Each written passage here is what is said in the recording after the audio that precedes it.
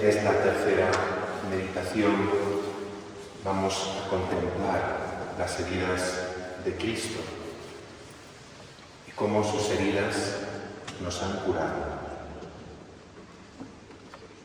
Nos encontramos en un lugar que tiene memoria, una historia de gracia que conocemos bien.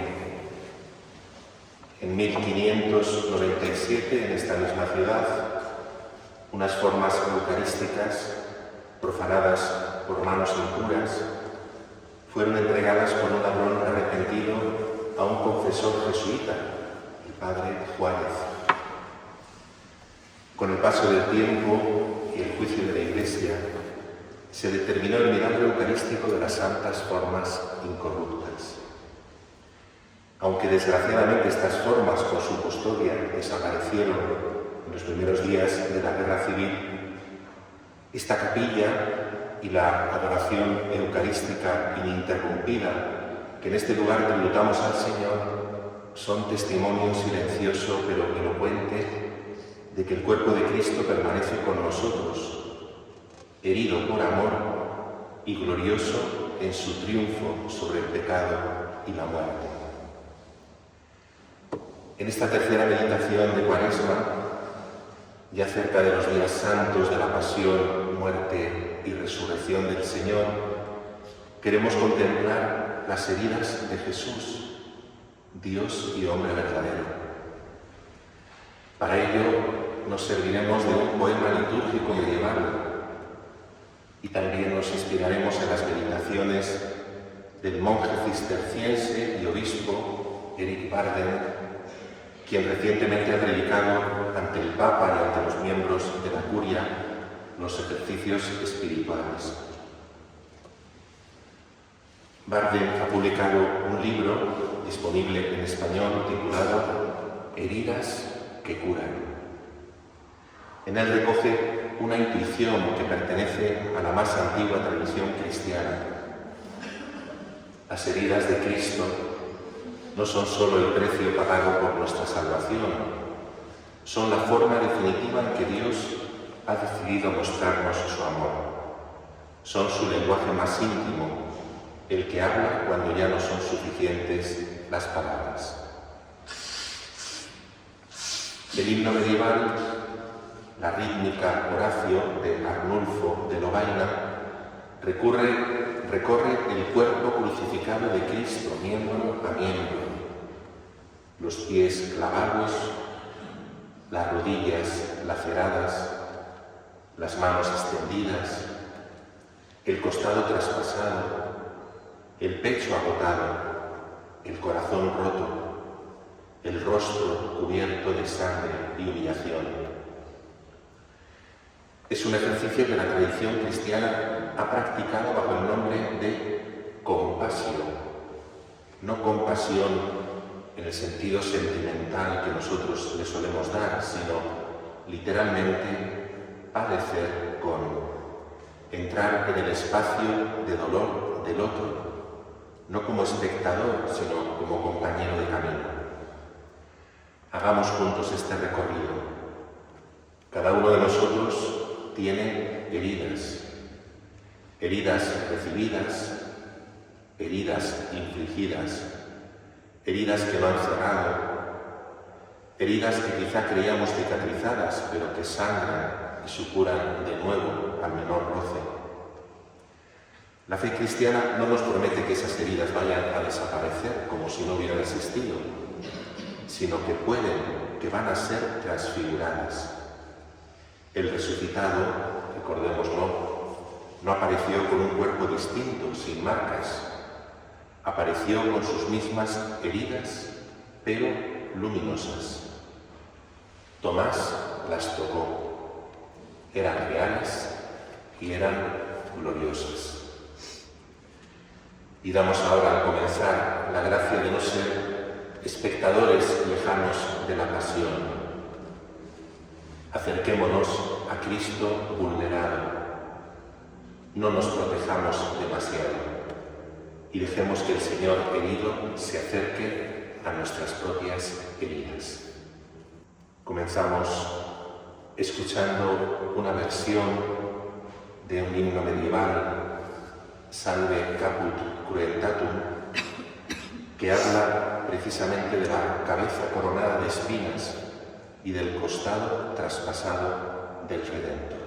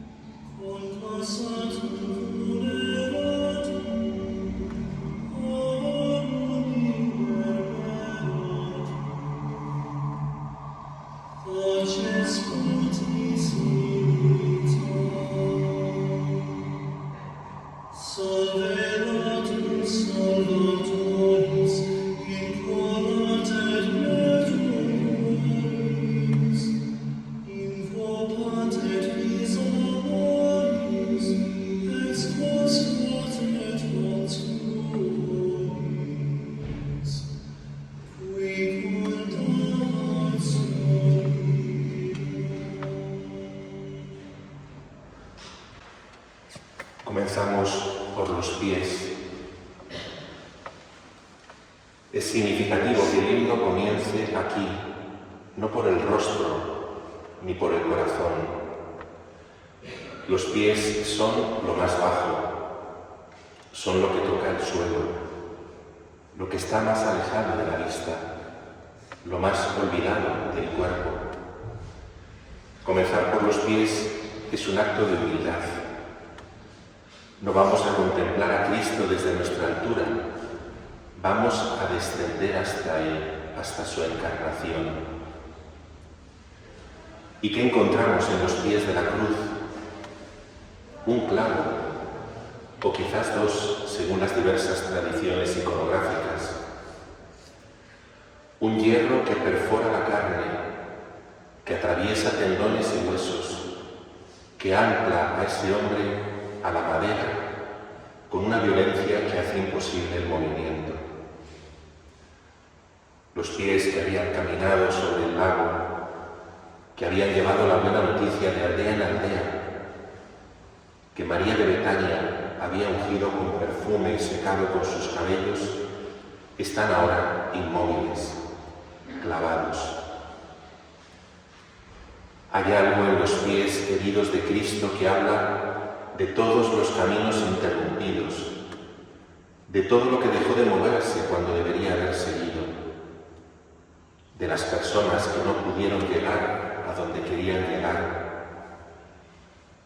el enfermo que no puede salir de casa, el exiliado que no puede volver a su patria, el que está atrapado en una vida que no eligió. Cristo comparte esta inmovilidad. Él, que es el camino, fue detenido. Bargen señala algo que la tradición mística ha subrayado repetidamente. Las heridas de Cristo no son accidentes en su historia, son la expresión más radical de su modo de ser. Un Dios que se hace vulnerable hasta este punto no lo hace por necesidad externa, sino porque así lo quiere, porque así quiere revelarse. La omnipotencia divina no se expresa como un poder que aplasta, sino como amor que se deja clavar. Miremos esos pies sucios del polvo de los caminos de Galilea, pies que conocieron la dureza de las piedras y el calor del desierto, pies que tantas veces serían lavados por manos de pescadores y de mujeres indignos, y que él mismo lavó de rodillas con una toalla en el cenáculo, invirtiendo todo el protocolo del poder. Esos pies que están ahora clavados a la cruz porque amaron demasiado, porque fueron a donde nadie quería ir, al lado de los leprosos, de los endemoniados, de los publicanos, de las mujeres públicas. Hay una antigua costumbre cristiana de besar los pies del crucificado el Viernes Santo. Es un gesto que dice mucho más que cualquier teología elaborada. Yo quiero estar aquí junto a tus pies que fueron heridos por amor a mí. Es el mismo gesto de María de Betania, de la mujer pecadora en casa del fariseo, de la Magdalena en la mañana de Pascua. Siempre los pies, siempre desde abajo. ¿Dónde están nuestros pies ahora mismo? ¿Qué caminos hemos interrumpido? ¿Qué caminos se nos han interrumpido? ¿Dónde nos hemos quedado detenidos? Las rodillas. Salve Jesús, buen pastor. ¿No te pesó agotarte por mí en esta agonía? Las rodillas se doblan mientras te postras en tierra. Las rodillas son el miembro del umbral. Se doblan cuando el peso es demasiado para seguir de pie. Se doblan también cuando alguien nos llama desde arriba, en la adoración.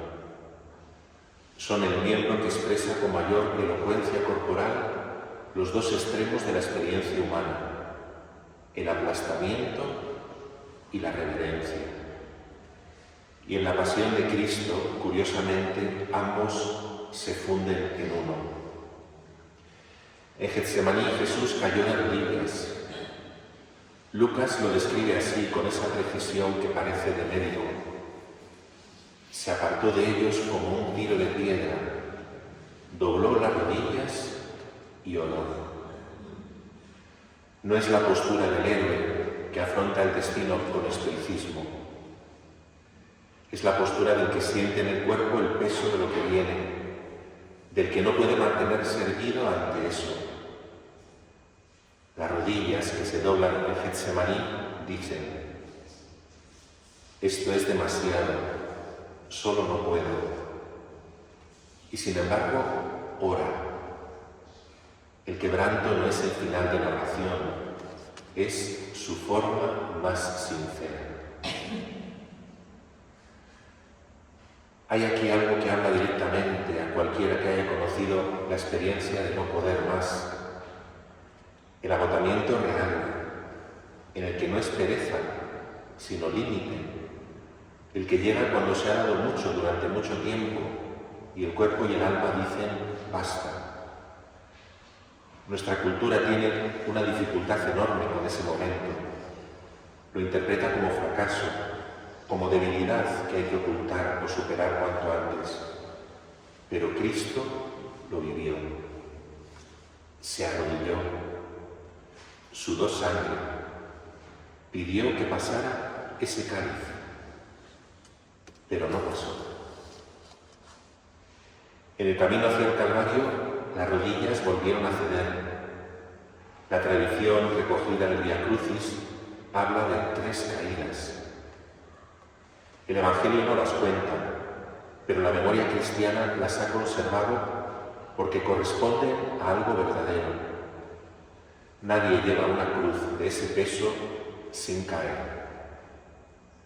Las rodillas de Cristo conocieron el polvo del camino, la piedra afilada, la humillación de quien ha caído en público y no tiene fuerzas para levantarse solo. El himno contempla esas rodillas laceradas, desgastadas, vueltas hacia la tierra, y las saluda. Las saluda porque en ellas reconoce el miembro de la solidaridad más concreta, el que cae donde nosotros caemos, el que conoce la textura del suelo no desde arriba, sino desde abajo, con la mejilla contra la tierra. En la tradición monástica, la postración tiene un significado preciso. Es la entrega total del cuerpo, el reconocimiento de que uno no se sostiene a sí mismo. No es un gesto de desesperación, sino de verdad. Soy criatura, soy frágil, te necesito. Las rodillas de Cristo en Getsemaní y en el camino del Calvario son esa misma verdad llevada hasta el extremo. El Hijo de Dios, en la carne humana que asumió, no fingió sostenerse cuando no podía. Cayó. Y cada vez que cayó hubo alguien para ayudarle. En Getsemaní, un ángel que lo confortó. En el camino, el cireneo, al que obligaron a cargar la cruz. Las mujeres de Jerusalén que lloraron con él. María y el discípulo amado Juan. Nadie que le ahorrara el Calvario, pero tampoco nadie que le dejara completamente solo. ¿Dónde están nuestras rodillas hoy? ¿Cuándo fue la última vez que cedieron, que el peso fue demasiado? ¿Hemos aprendido a dejarnos ayudar cuando caemos? ¿O seguimos insistiendo en que podemos solos? Las rodillas laceradas de Cristo son la bendición de todos los que han caído, y no una vez, muchas veces, y que han vuelto a levantarse, no porque encontraran fuerzas en sí mismos, sino porque alguien estuvo allí para levantarnos. Las manos santas, manos encanecidas, perforadas, clavadas, endurecidas, dando, suplicando, bendiciendo. Las manos de Cristo. Antes de contemplar las heridas de esas manos, habría que recordar lo que esas manos hicieron. Mezclaron barro con saliva para devolver la vista a un ciego. Tocaron al leproso cuando nadie se atrevía a tocarlo. Tomaron pan, lo bendijeron, lo partieron y lo dieron. Trazaron letras en la arena ante la mujer sorprendida en adulterio, mientras los acusadores esperaban la condena. Tomaron de la mano a una niña muerta y la despertaron. Alcanzaron a sostener a Pedro, que se hundía. Acariciaron a los niños que los discípulos apartaban. Curaron una oreja cortada en el huerto de Getsemaní, la oreja del siervo que venía a arrestarle. Manos que daban, que curaban, que bendecían. Y ahora esas mismas manos están abiertas, no por generosidad, sino por la violencia de los clavos. Están abiertas porque alguien las ha forzado a estarlo. Están extendidas en la postura del don supremo, pero el don ahora se llama muerte. Eric Bardel encuentra aquí una paradoja que vale la pena recordar. Las heridas de las manos de Cristo son la continuación, no la contradicción de todo lo que esas manos hicieron antes. Él siempre lo entregó todo. Siempre se puso en manos de los demás. En la cruz no hace nada diferente. Lo hace de modo definitivo. Las manos clavadas son las manos que dan sin poder ya retirarse. Hay algo aquí que toca una de las heridas más universales del ser humano, la herida de lo que hemos hecho con nuestras manos y la herida de lo que las manos de otros han hecho con nosotros. Con las manos construimos y destruimos. Con las manos acariciamos y golpeamos. Con las manos firmamos contratos injustos y también actas de reconciliación. Con las manos empujamos a alguien y con las manos tendemos la nuestra al que ha caído. No hay parte del cuerpo que exprese tan claramente la ambivalencia moral de nuestra condición. Barder escribe de la vergüenza que a veces produce mirar nuestras propias manos, no porque sean feas, sino porque sabemos lo que han hecho. La memoria del cuerpo es más honesta que la memoria de la mente, que siempre tiende a la autoabsolución. Las manos recuerdan. Y aquí en la cruz encontramos algo insólito. Unas manos que no han hecho nada malo, atravesadas por el hierro de la culpa ajena. Unas manos inocentes que cargaron en su carne la memoria de todas las manos culpables. La teología lo llama expiación.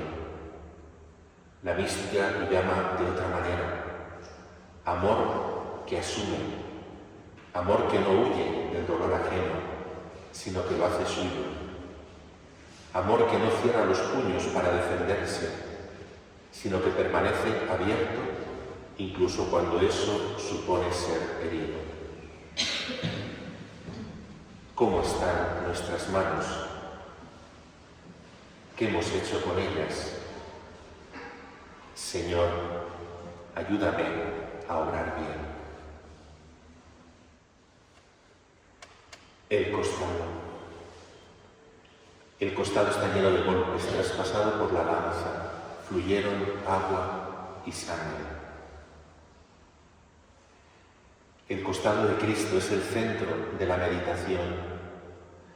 No el centro geométrico del poema, pero sí su centro de gravedad teológica. Aquí confluyen varios ríos. El Evangelio de Juan, que es el único que narra la lanzada del soldado y que la envuelve en un denso aparato teológico.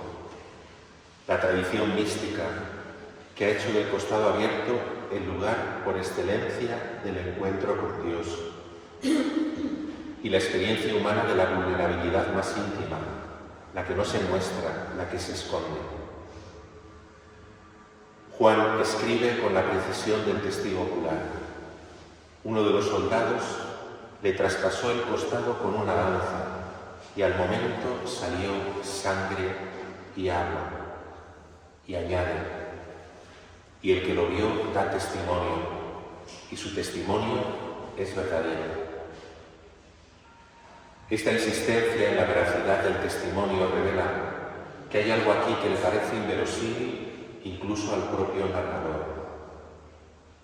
¿Qué vio?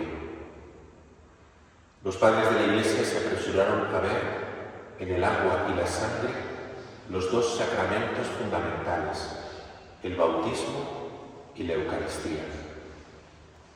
La Iglesia naciendo del costado abierto de Cristo, como Eva del costado de Adán.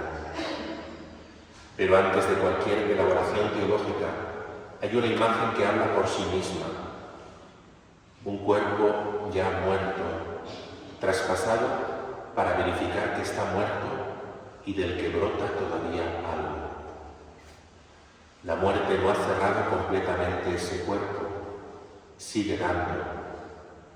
Este es el escándalo silencioso del costado. Pensemos en las heridas de la intimidad.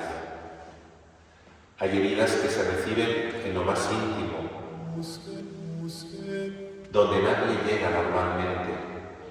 No son las heridas externas que también duelen, sino las que afectan al lugar donde guardamos lo más nuestro, la confianza traicionada, el amor que se vuelve contra nosotros, la intimidad violada.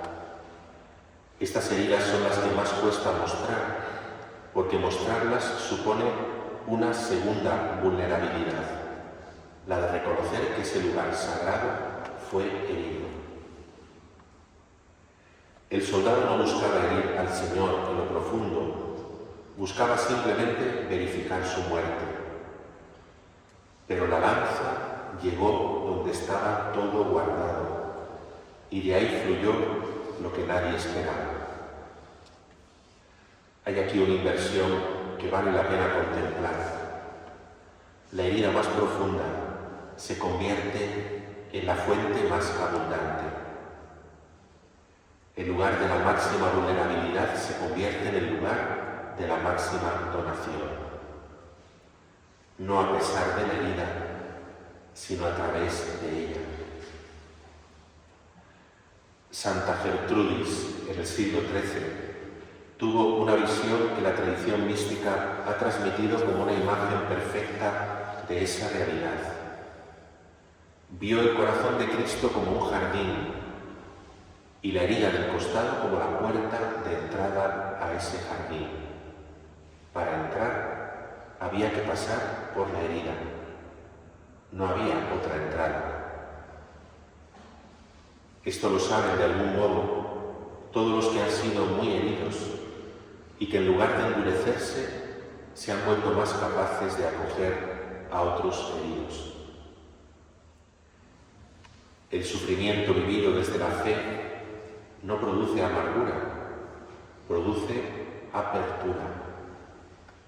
No siempre, no automáticamente, pero cuando ocurre es reconocible. Hay personas que irradian una acogida que solo puede venir de haber sufrido y de haber encontrado en ese sufrimiento algo que las transformó. El costado abierto de Cristo es la imagen de esto. El pecho.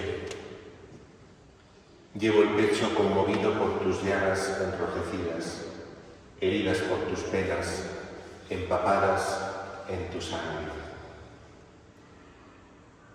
El pecho es el lugar de la respiración. Es la parte del cuerpo que nadie señala cuando piensa en la pasión, y quizá por eso el más honesto. No hay en él la elocuencia dramática del costado abierto, ni la visibilidad terrible de las manos clavadas. El pecho de Cristo crucificado hace algo mucho más íntimo y mucho más dramático al mismo tiempo. Respira o intenta hacerlo. Los anatomistas y los médicos que han estudiado la crucifixión desde el punto de vista clínico señalan que la causa de la muerte en la cruz era con frecuencia el agotamiento respiratorio. El cuerpo, suspendido del modo en que quedaba un crucificado, tenía que hacer un esfuerzo sobrehumano para seguir respirando. Impulsarse hacia arriba apoyándose en los clavos de los pies para liberar el pecho y tomar aire. Cada respiración era un acto de voluntad, un pequeño combate. Y cuando ya no quedaban fuerzas para ese combate, llegaba el final. El condenado se asfixiaba. El pecho de Cristo en la cruz es el lugar donde la vida se sostiene latido a latido, respiración a respiración, hasta que ya no puede más. El himno contempla ese pecho y dice que lo lleva con motum, conmovido, agitado. La conmoción no es solo emocional, es física. Nuestro pecho se agita al contemplar el pecho de Cristo que se esfuerza por respirar. Varden, al comentar esta estrofa, habla del agotamiento como experiencia espiritual.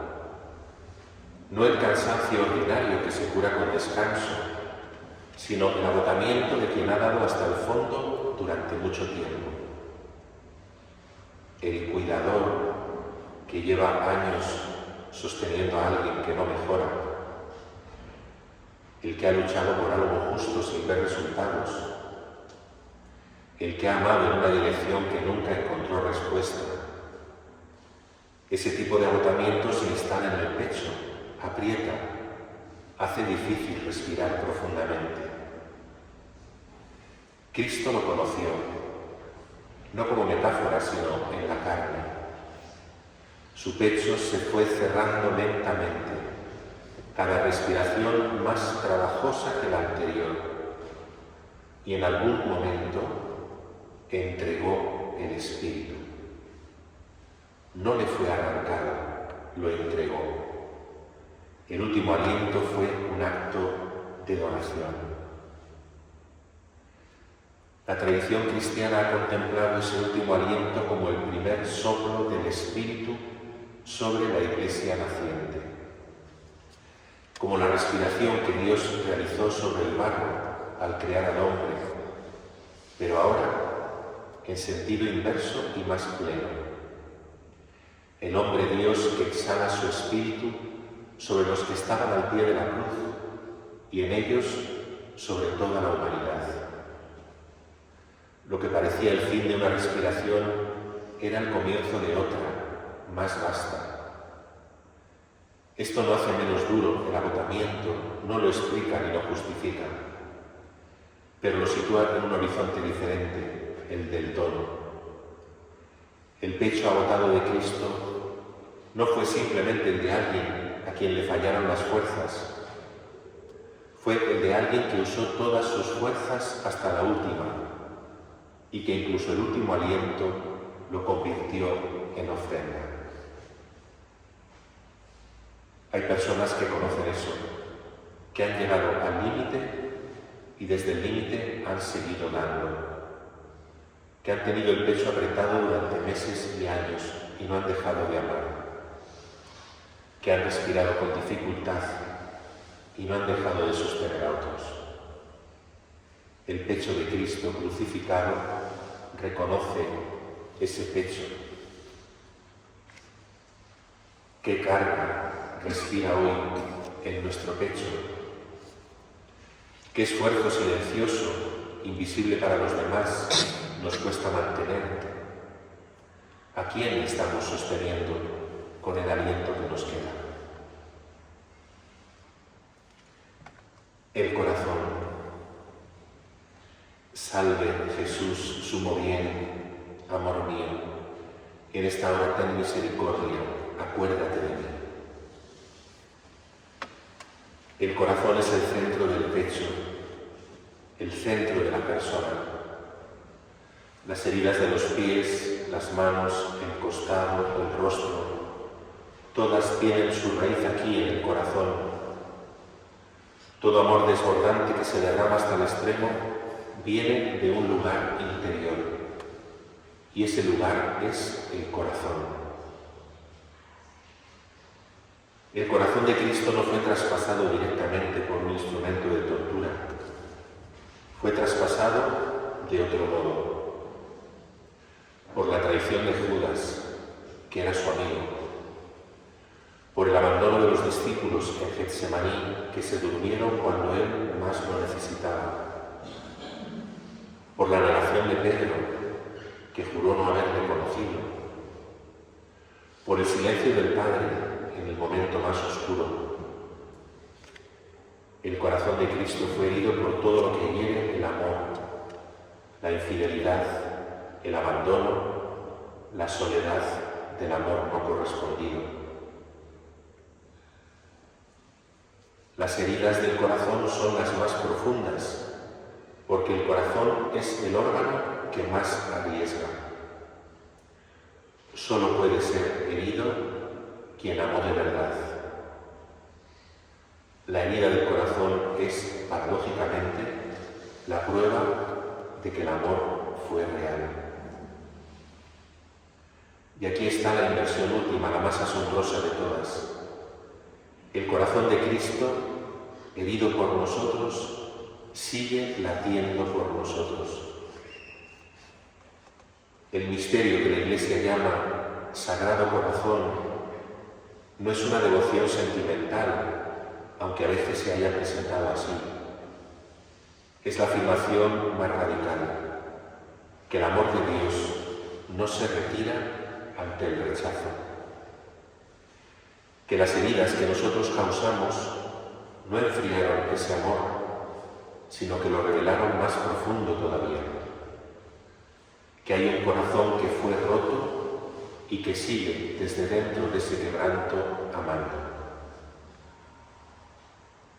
Estamos ante las santas formas, ante el cuerpo eucarístico de Cristo. La Eucaristía es, en su sentido más profundo, la comunicación de ese corazón. Tomad y comed, este es mi cuerpo que se entrega por vosotros, por cada uno de nosotros. El corazón de Cristo late en la Eucaristía y late con pleno conocimiento de todo lo que somos, lo que hemos hecho y lo que nos han hecho, lo que amamos y lo que tememos, las heridas que mostramos y las que escondemos.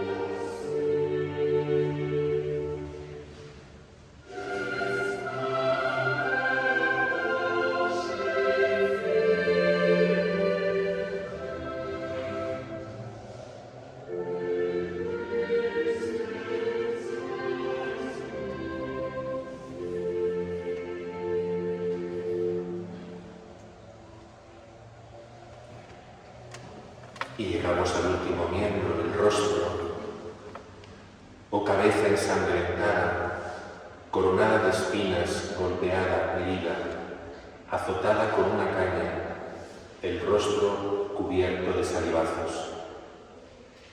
Esta es la estrofa que Bach convirtió en un coral que ha acompañado a generaciones de oyentes hasta las lágrimas. Su melodía, de Hans Leo Hasler, era originalmente una canción de amor.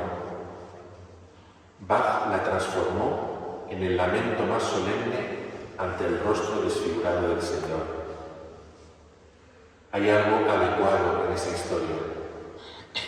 Una canción de amor secular que se convierte en la contemplación del amor más radical.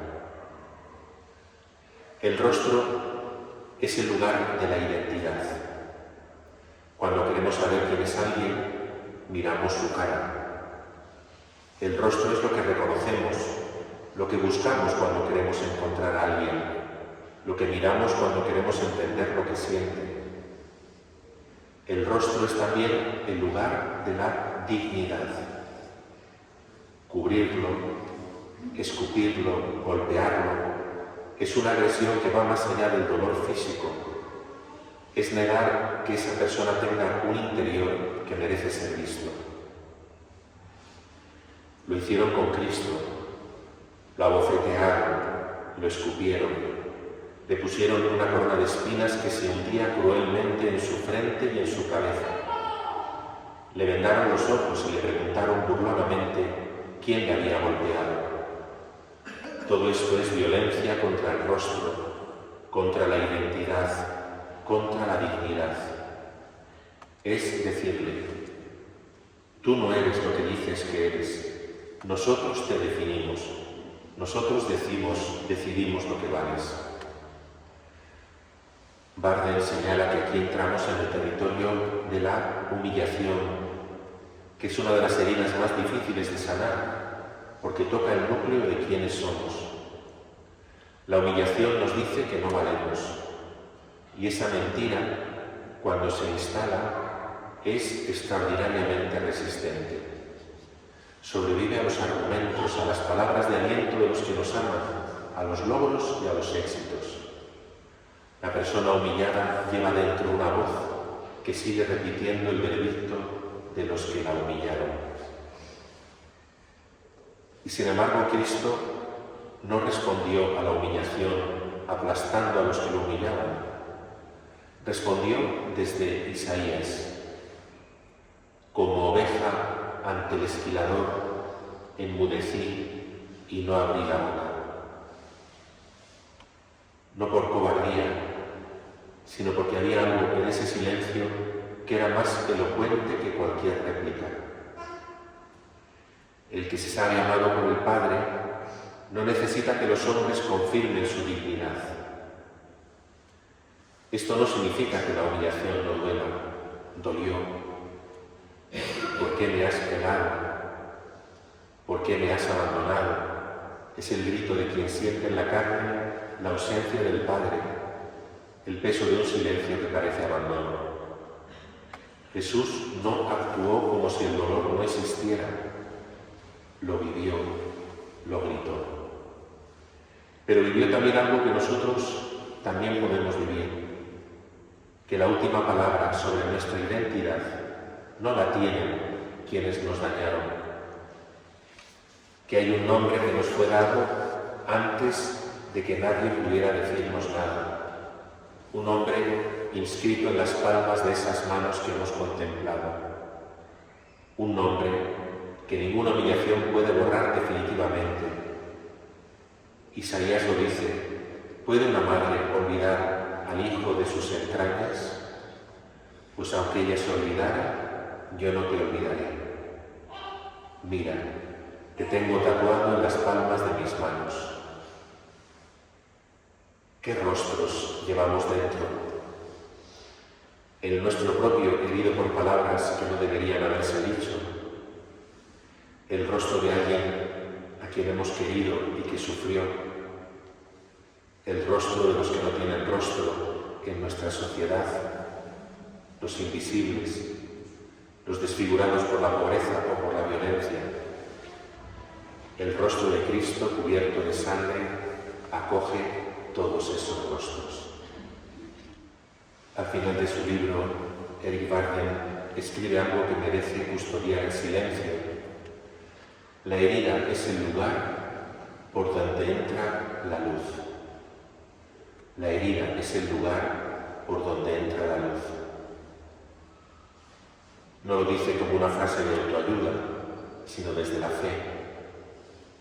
Desde el convencimiento de que el resucitado no llegó al otro lado de la Pascua borrando sus heridas, sino llevándolas consigo, glorificadas. Tomás metió el dedo en el costado y creyó. Las heridas fueron el argumento de la resurrección. Esto significa que nuestras heridas no son un obstáculo para nuestra vida de fe, no son la prueba de que algo salió mal, de que estamos demasiado rotos para ser amados, de que deberíamos haber llegado aquí más enteros. Nuestras heridas son el lugar donde el Señor resucitado puede ser reconocido. Son el punto de contacto entre nuestra historia y la suya. La Cuaresma nos invita a mirar nuestras heridas y las miradas del mundo con compasión. Terminamos escuchando el himno que canta a la cruz de Cristo, el himno que la tradición cristiana reserva para el Viernes Santo, Crux Fidelis. Crux fidelis in Deo omnes, saloruna nobis, nulla talensima profet, fronde